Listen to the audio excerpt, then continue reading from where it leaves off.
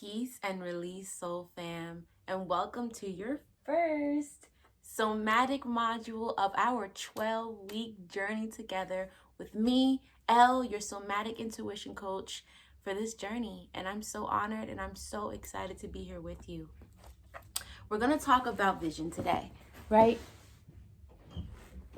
Being that vision is the first module, right? The first thing that we start off with when we say, I want to be a soulful entrepreneur. I want to tap into entrepreneurship. I want to unleash and I want to unveil who I am and what I can do and what I can offer the world, right? And we connect to this vision that may be new. It may come from where we've come from. It may come from our childhood and the vision we've always had for ourselves, right? It may be a grander vision for the world and how we want to change it and how we want to step in and be a force. And so vision is the essence of a soul business, right? Vision is the driving force of a soul business. So it's so important to start there. Now, Melissa already so beautifully went over this topic in terms of business, right? In your module. And with me, we're going to talk about vision on a somatic level. We're going to talk about how vision impacts you mentally, how vision impacts you physically, how vision impacts you emotionally, and the importance of being clear, being concise, and constantly cultivating that vision within you over the time period of not just the launching, not just the creation of your business, but over and over and over again within your life, right? To have a vision, you have to do more than just think it. You have to embody it. Because we can have thoughts in our mind. It doesn't mean that our actions are going to follow. It doesn't mean that our beingness is going to reflect and manifest those things, right? So let's start from the mind. Right? Why is vision important for us mentally? You're going to see me do a lot of this because I talk with my hands, right? Vision is so important to nourish our minds with our vision because we have a subconscious mind, right?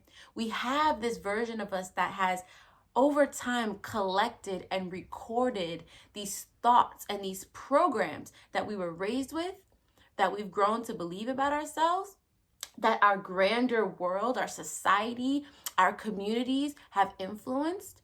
And a lot of times our vision can be rooted in those things, right? A lot of times if we aren't careful, we won't even realize how our subconscious mind and our internal thoughts and our languaging to ourselves, the way we communicate to ourselves, right?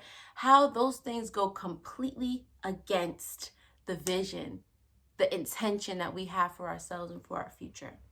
And so it's so important to be able to mentally remind yourself of your vision. Ways you can do that: mirror work, affirmations, journaling.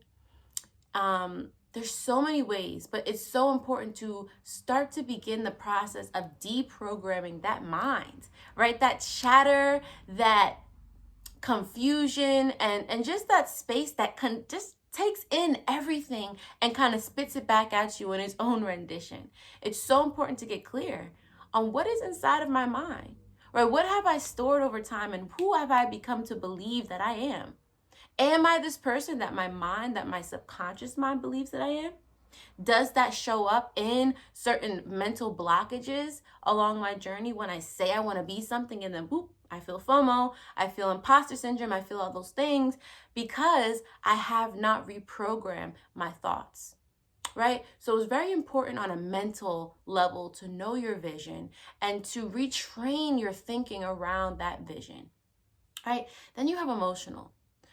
It is so important to nourish our emotions, right? Our emotions, or essentially energy in motion, is the language, right, of our being.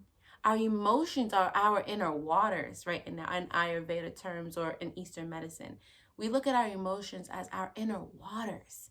They're consistently collecting information. They're consistently moving to flush us out. But then just like water, they can get a little turbulent, right? They can come in with their strong waves and their strong currents and start wrecking shit inside. So our emotions How do we emotionally embody? How do we emotionally express our vision? Do you allow yourself to emotionally connect, like with the passion, with all the love, with all the feels, why you care about this thing, right? Why this thing, why this vision of yours is so special to you? It is so important to emotionally connect to that vision, because without that emotional connection, the body and the mind both lose track of the importance. Right? We are fueled off of our emotions. When we're feeling sad, our body sends a flood of hormones. Our body sends a flood of reactions to support us in that sadness, to bring forth maybe more joy, to cut off all the noise and put us in a place where we can process that sadness. Right? When we are angry, same thing. Our body is wiring us up for fight or flight to kick off because we're mad and maybe we have to fight. Maybe we have to defend ourselves, right? Our emotions have to be a part of this process of our inner selves, of our vision. Because without it, like I said, it doesn't weigh as heavily. It doesn't communicate thoroughly enough throughout your being that this is what I'm doing. Not just up here, but in real time, right? And then lastly, of course, my favorite part of this process is our bodies, is our physical. How do we embody that vision? We can, again, talk about it. We can think about it. We can dream about it. We can cry about it. We can stay up all day and all night trying to process it out. But if we have not gone within the body and seen our actions, seen the way that our actions have impacted the way that we have kind of been on this autopilot of physical motion, where we do things on an autopilot. Our brain does that to save space in our cognitive thinking for more critical thinking matters. But when we're doing something every single day, it's like, boom, you get up, you brush your teeth, you wash your ass, you do that, and that. You don't have to think about that. It's on an autopilot. So certain things that we do, that we've been raised with, that we've been told over and over and over and over again about ourselves, we've also embodied. Right? Every emotion, every mental processing, everything that we've come to believe in the mind, our body also shapes around, right? Think about it again. When you're sad, what happens? Your shoulders slump forward, your head tilts down, you may bottle up, you may shrink yourself. When you're happy or you're feeling like that bitch, you're stepping out, you're strutting down the street, your shoulders are pulled back, right? There is a physical shaping that follows through with the way we mentally process and the way we emotionally process things. And so we have to go inside the body and we have to say, okay, body, how am I shaping around this vision? Does my body, does my cells, do my tissues, do my bones, does the structure of me formulate and agree with the way that I am thinking about this vision? There's times where we say, I want to be this thing. I'm going to do this thing. I am this thing. But our bodies are still remembering a story about who your mama or your daddy or your grandma or the people around you always said you weren't that. And you could never be that. And there's no space for you in life to become that. And you should be this. And you should be that. We shape ourselves and we embody, right? We become those beliefs physically. And so it takes the process of us reshaping, reprogramming, reminding ourselves and our tissues of who the fuck we are, right? Because it's important. It is so, so important. So along this process, I'm going to give you guys some journaling prompts to do. And I would love for you to have your journal, have a piece of paper or a pen out where you can follow along on this process and journal out what you think and what you feel around some of these prompts, right?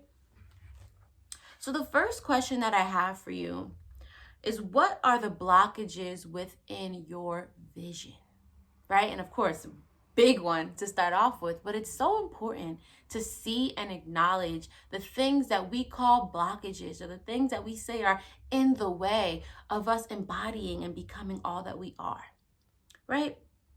So you can have a big vision and simultaneously have tons of FOMO and imposter syndrome, right? You can know who you are. You could have known who you are since you were a child. But at the end of the day, if you haven't embodied that, if you haven't stepped into that, if you haven't acknowledged the things that have affected you or have persuaded you to believe otherwise, then you're not able to move forward and to step in and grow in and become the version of you that you say you are. So think about for a moment, what are some of the blockages in your vision, right? Whether they're from your family, whether they're from yourself, whether they're from your community, whether they're from society. Take a moment to jot those things down.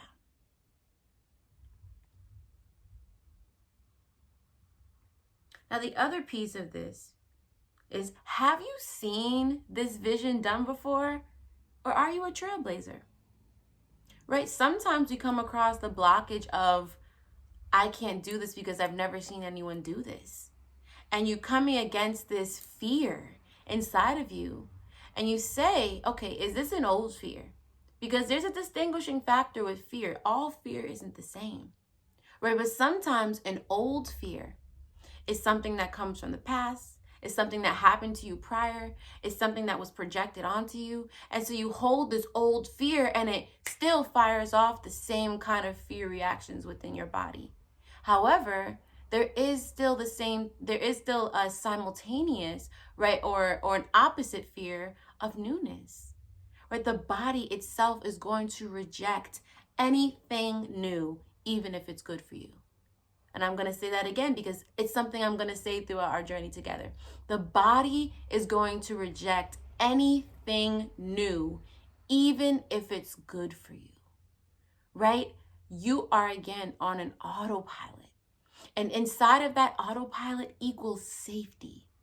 So when the body is perceiving something new that, even though mentally and spiritually you know is for your highest good, it still sees it as a disruption of its patterning and something that it is not equipped, not prepared to handle or process. And the only way through that fear, right, through that fear of newness, through that fear of change, and through that fear of growth, is to continue, right? Is to continuously nourish your body with a new routine, a new normal. So that sooner or later, the body starts to become desensitized. And sooner or later, the body starts to accept that, oh, I know what this is. Oh, I'm familiar with that. Oh, okay, we're letting go of this old version of ourselves and we're stepping into this new version of ourselves. Over and over and over, you have to remind your body of that. So sitting with your journaling and asking yourself, are these old fears? Or are these new fears? Are they fears related to newness and growth? And that will really help your brain to distinguish or to separate what is here now with you as you journey through this vision. The other thing is, did you have access to even the thought of vision growing up? Right? We sometimes, especially being people of color, especially coming from a lower income kind of situation, right? We don't always know that we can dream big. We don't always know that we can see ourselves through to the next moments of our lives. We don't always know that we have choice and we have agency over our journey within this lifetime. And so when we don't have access to that knowledge, when nobody is nourishing you to be a big dreamer, but intuitively and innately you're choosing now as an adult to have a big dream, you may come across, right, that level of a blockage or that level of resistance where you're just like, I wasn't even nourished to think this big. Every time I even step into the thought of this, something this large, my body rejects it on so many levels, I don't know how to get out of it. It leads me to shut down. It leads me to freeze. It leads me to feeling like a procrastinator, right? It leads me to judgment. It leads me to guilt and shame. We have to start to interrupt the pattern of where our emotions start to send us. When we can't fulfill certain obligations, or when we can't make movement and commit to discipline within our practices, right? Within our vision. Because it's such a deeper thing than just I'm lazy. It's such a deeper thing than just I can't do it, right? That I'm stuck. These things are physical. They're physiological, right? They're impacting you from a larger standpoint. And we have to bring in compassion and we have to bring in curiosity, two things that we will be working with throughout the whole entire 12 weeks to help us to start to thaw out around these things that have brought us freeze, around these things that have brought us imposter syndrome, around these things that have made us feel deterred on our path through our visions. So just taking a moment to sit with that and jotting these questions down, as you can always come back to the video. You can always pause the video and write these things out as you journal, and don't feel rushed or pressured to like move on to the next thing. So the next question that I'd like you to journal out is, what comes up in your body around vision?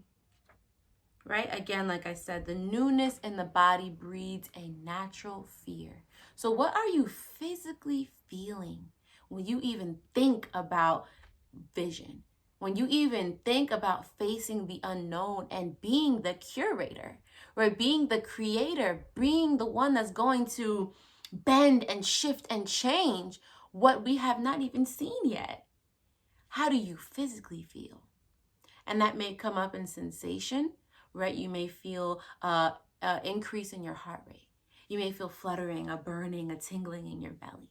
You may feel a tightening. You may feel a shrinking. You may feel a tension, right? You may feel a lot of pressure in your head, right? Or it can come up as images. Maybe you just keep seeing this image of yourself, right? Maybe you just keep seeing this image of yourself as a child. Maybe you keep seeing this image of something else. Just noticing, taking a moment to actually sit and drop into the body and feel and process and notice. What comes up when I think of facing the unknown? What do I feel? The next question is, what part of you is fueling the vision? Now, this question is one that I love, because we're not always sure about what part of us is fueling our vision, right?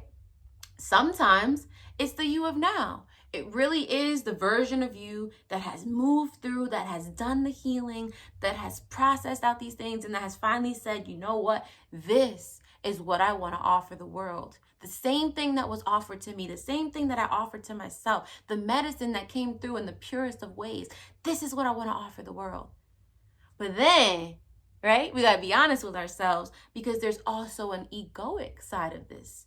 There's also an ego fuel that comes through within our visions, right? Maybe we wanna step out on a stage, right? Maybe we wanna pop off and talk our shit and just be that bitch, right? Maybe we want to rise to the occasion and prove somebody wrong. Ego can also be fueling your vision. And doesn't mean it's always necessarily a bad thing, but it's important to become clear. Is this coming from my purest of intentions?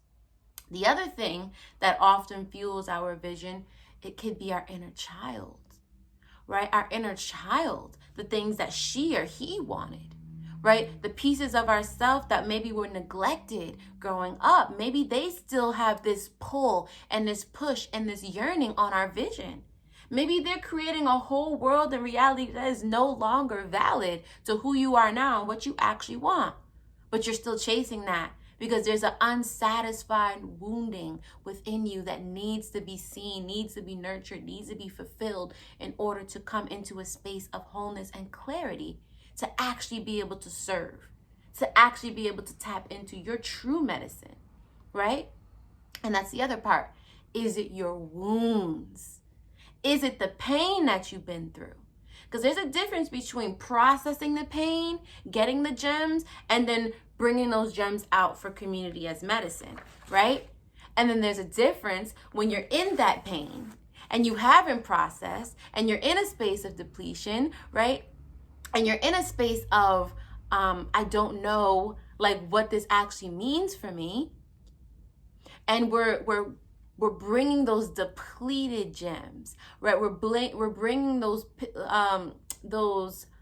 that medicine forth from a place that has not yet been fully seen and observed and witnessed by ourselves. And that can be very dangerous. Trust me, because I did that. Before I really started to process and learn what it's like to sit with my shadow, when I thought everything was just love and light and push through and get it done, right? I was highly miseducating my community. Of course, there's still gems that may come through, but a lot of it was coming from ego, because you never really know the process of what you've been through until you actually go through it yourself, until you actually access and feel what it's like to heal those things. So that's the other part of it.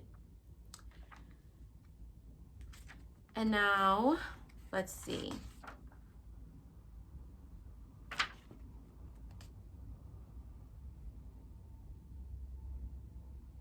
And I guess the other piece, again, goes back to your family, right? Your society, those other outside pieces of you that are also feeling your vision. Are you doing it for them? Are you doing it to make mom and dad happy? Are you doing it so that your community can really look up to you and say, oh my God, she's a savior, she's a leader, like she's this figure? Like what is influencing you in this vision? Let it come from your authentic self. Let it come from the purest place of you, because that is where you are most powerful. Trust me.